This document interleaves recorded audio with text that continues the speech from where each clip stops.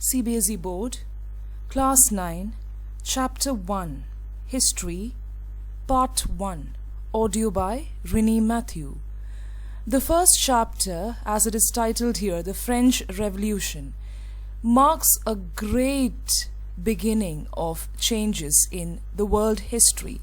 Not only in history, it was a great role model to many other places in the world. So we'll see how this revolution showed the meaning of real revolution and real change to the other places of the world. The French Revolution. Today we often take the ideas of liberty, freedom and equality for granted. Freedom and equality has become a part of our life these days, and we don't give much importance to it because we feel that it is not hard earned. It can be easily gained, or it is a part of our life. But do you know that there was a history behind the freedom and equality that we have today, or that we enjoy today? It was after a lot of struggle, and it was after a lot of toil that we were gifted with this freedom. And definitely you must be thinking that freedom is not always good beyond a point. But freedom as a nation, freedom as a community was definitely required for people to grow, develop and come out of their shells. So that is what we are going to look into today.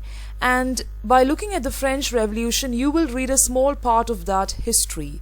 That is how everything came into being.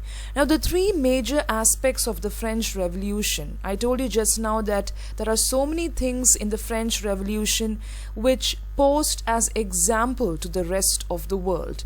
Now, what are the major things? I have just put the major things on the slide here. And one more point to emphasize to all my listeners, all the points from your NCERT book has been put up on the slides. You just have to pay attention and then develop them for your long and short answer questions. So, what are the three major things which brought about a lot of change and which really influenced revolutionists from across the globe? These are the three ideas which brought about a great change. First one, the French Revolution led to the end of monarchy in France. What is the meaning of monarchy? It is the rule of one person, dominant person, that is power.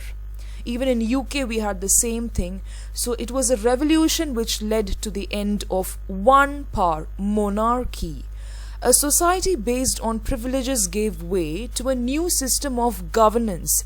So when there was an end to the monarchy, we know it is diplomatic democracy which comes into existence because we are a part of it now. But in those days, people couldn't even think of some other kind of government when there was no monarchy. They were like, without monarchy, how can we run a nation, was the question. So there was a great change in the society where people had to give way to a totally new system of ruling, to a totally new system of governance. The Declaration of the Rights of Man during the revolution announced the coming of a new time. So this is something like the constitution that we have in India, where first they tried to declare some rights for men. Like when we, even at home or in school, when we ask for freedom, definitely your teachers and parents will ask you, what is the freedom that you want?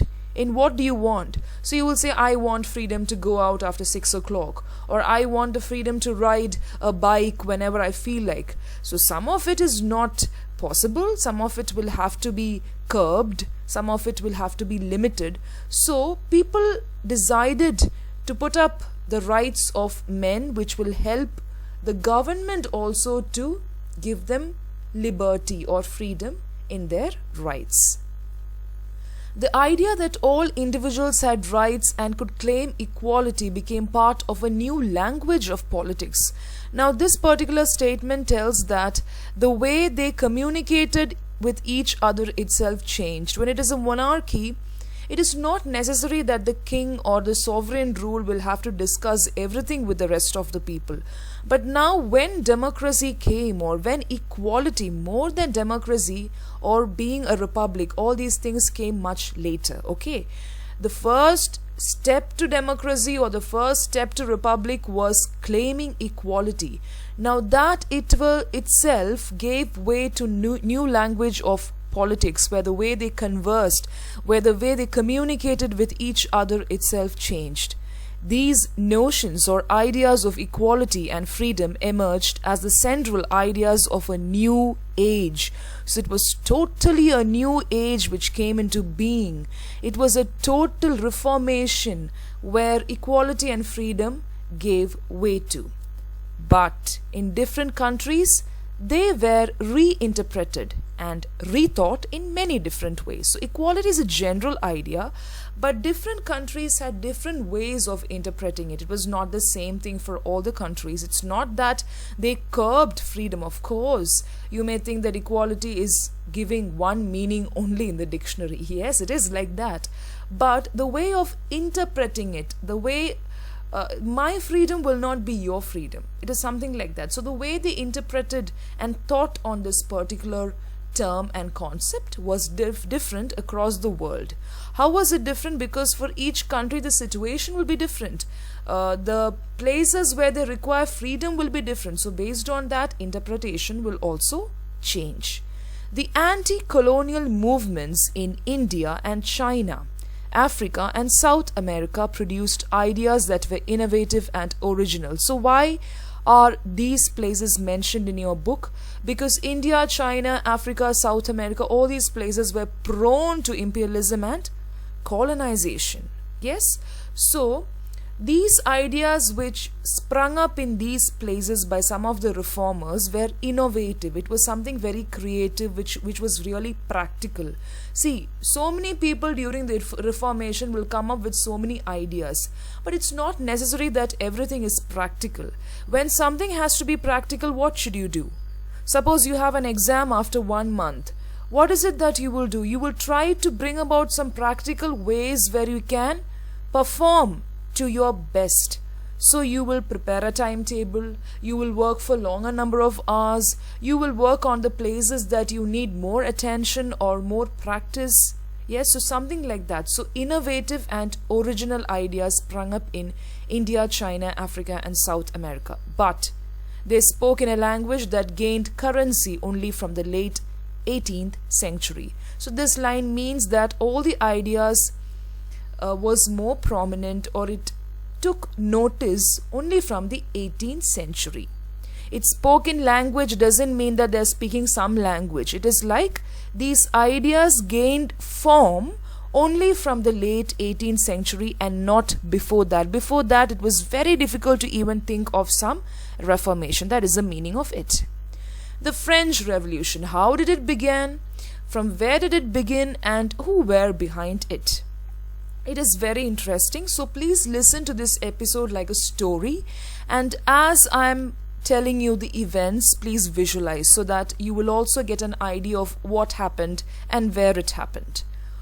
On the morning of 14 July 1789, the city of Paris was in a state of alarm. So already there was a lot of confusion in Paris, and the year is very important because 1789 is a year which marked a great change not only in history.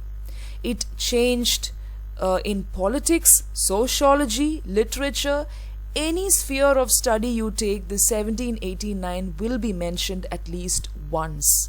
More than once definitely, but this is a very important year which marked a great change. So it happened only in Paris. Then why it was so important? Because it influenced thinkers, reformers and revolutionists across the world, not just in Paris and France. All across the world, these revolutionists gave lot of innovative ideas. The king had commanded troops to move into the city, so it was the command of the king to move the troops into the city. Rumors spread that he would soon order the army to open fire upon the citizens. So it was a rumor, as this particular statement is telling. It was a rumor that, what did the king say? The king just commanded the troops to move into the city. Okay, but the rumor spread that he's going to open a fire, and that really shocked the citizens. So when it shocks the citizen, what will happen? there will be a lot of confusion. Suppose you are visiting a shopping mall and suddenly some person starts shouting, there is a bomb in one of the floors of the mall. What will you do? You will start running, you will start panicking. Will you really go and check out to see if there is a bomb? Will you waste so much of time? No. The first thing that people will do is to panic and just rush out. Most of them, I'm not talking about everybody in that mall, but the general nature of man is to panic and just evacuate the mall.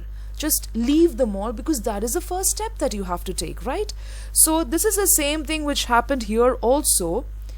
There was a rumor saying that the fire is going to be opened by the army. So some 7,000 men and women gathered in front of the town hall and decided to form a people's militia. So the people itself formed a troop, because there was nobody to support them. So 7,000 men and women, suddenly they gathered and they formed a people's militia. They broke into a number of government buildings in search of arms. So what did they do? They themselves started breaking into the government buildings in search of some arms. Arms means what? Some weapons or whatever they could catch hold of. Why? To safeguard them. It is for their security, because they heard that the king is going to open a fire. So they have to save themselves. So they went in search of arms and broke into the government buildings. Oh, just think of the commotion which will take place at that time, right? Yeah. A group of several hundred people marched. So first stage was that they broke into the government buildings. Before that, 7,000 people gathered together. Before that, what happened? There should always be a cause for people to gather. What was the cause? They heard the rumor, right? So a group of several hundred people marched towards the eastern part of the city and stormed the fortress prison, the Bastille, where they hoped to find hoarded ammunition. So some kind of information they got. They got the information that the fortress prison, that is the Bastille, had lot of hoarded ammunition. That is, what do you mean by ammunition? Anything that is required to fight, anything that is possessed by the army, like guns or cannonballs or whatever you require to actually defend yourself. In those days, it was not the guns which was there, it was of course the cannonballs and the other things which they used. So there was a rumor that all these things were hoarded. Hoarded means it was piled up or it was available in Bastille. So they all started to break into this place, into the fortress prison, the Bastille. It was a prison. In the armed fight that followed, the commander of the Bastille was killed and the prisoners released. So remember that it is a place where all the prisoners were imprisoned. So there was a commander, there will be the jail wardens and all these people. So immediately what happened, when the people just came in all of a sudden without any previous mention of them coming in or without any previous notice, what happened? The commander was killed and the prisoners were released, though there were only 7 of them. So only 7 of them were there, but they were also released. Yes, in that commotion they just came out. Yet the Bastille was hated by all. So everybody hated Bastille because it stood for the despotic power of the king. Why? What is despotism? It is the ultimate power, the strict power of the monarch. Even if a person does wrong or not, if the king says imprison him, if the king says put him in prison, they will put him in the prison of Bastille. So it was a strong power which showed the ultimate rule of the king, which showed that the king was really powerful. So people just hated Bastille because it was another place where they could be imprisoned. The fortress was demolished. So all the people demolished this particular fortress and its stone fragments were sold in the markets. Because why it was sold? It was not because the stone was really precious. It is not because of that. People hated Bastille. So they wanted to say that, see, we have damaged this big building and we are selling the pieces now. Okay, it is something like a souvenir to all those who wish to keep a souvenir of its destruction. It is like a memory of the great destruction of the Bastille, because it was a place which was hated by all. Why? Because it stood for the despotic power, the ultimate power of the king. The days that followed saw more rioting, both in Paris and the countryside. So after this, was everything calm? No. There were a lot of riots and struggles both in Paris and in the countryside. Remember that Paris is a city, okay, a very busy city, not like now, of course it is, but even from that time, in Paris and in the countryside, it was a busy place. Most people were protesting against the high price of bread. So now, after people stormed into the government buildings, after people stormed into the prison of Bastille, they gained some confidence because it is working out. They all went and they were able to destroy places. So when you are successful in your mission, what will happen? You become confident. So people started grumbling. They started saying that the bread is of high price because that is what fed them, right? Much later, when historians looked back upon this time, they saw it as the beginning of the chain of events. So this marked the beginning that ultimately led to the execution of the king in France. So such a small uprising of just 7,000 men and women led to so much of damage, and it led to the execution of the great king in France. The most people at the time did not anticipate this outcome. So many people did not even dream that it was going to make a big change. What is the meaning of the word souvenir? A thing that is kept as a reminder of a person, place or event. So I told you it is like a memory which is being put into a remembrance.